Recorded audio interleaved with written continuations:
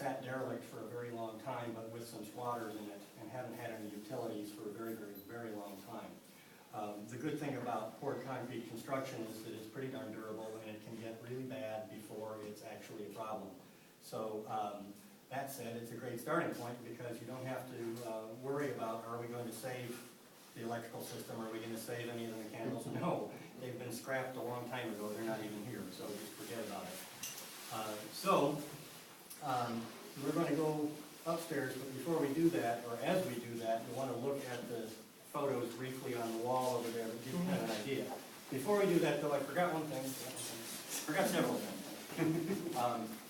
In here, you'll notice lots of recycled materials. This is a waste stream project in a big way. And that meant working with people like Santa Claus, who's a scrapper.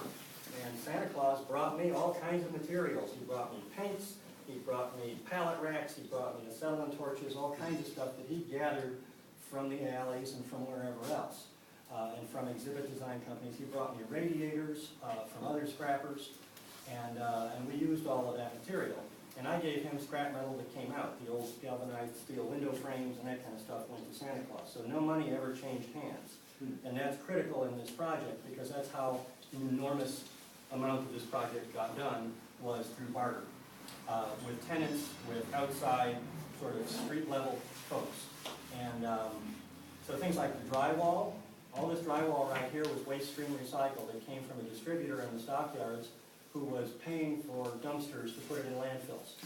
And because it had broken corners or a little bit of water damage or something like that, it made it unsaleable. So he was actually spending money to put it in the ground. And well, that's kind of silly. Why don't you just send it over here? So we did that with the drywall, most of the drywall in the building. Most of the insulation was the same thing. It had torn packages, a little bit of sun damage, unsaleable material.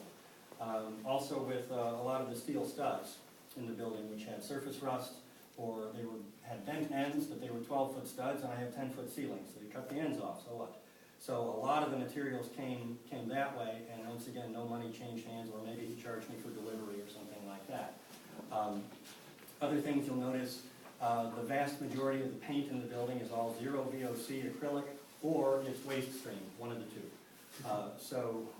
We cleaned out an exhibit design house that went out of business and got a couple hundred gallons of really high quality paints from them that we used on all of the radiators. All the radiators came out of other buildings. We sandblasted them in-house, put in new fittings, and put in a whole new hydronic heating system using 100-year-old radiators. Also in here, there's some other nice things like rubber baseboards instead of vinyl. All of the fabricating work was done in-house by tenants and or me. So these light fixtures were made entirely in-house. You'll see a lot of bubbles in the building since this is known as bubbly dynamics. The railings that you see by the front door here are made from tubing from a brewery. Stainless tubing came out of the brewery, and the bubbles, the big sheet metal pieces, are former restaurant sinks, all cut up, and that was all fabricated in-house, with the exception of the bends that we had the muffler shop on Halstead before us. So that's a big part of how I'm approaching the urban ag side of this too, which is in the other building, which we're not going to today, but that's called the plant, and we'll talk some more about that as we get through the place. So let's head up that staircase to the second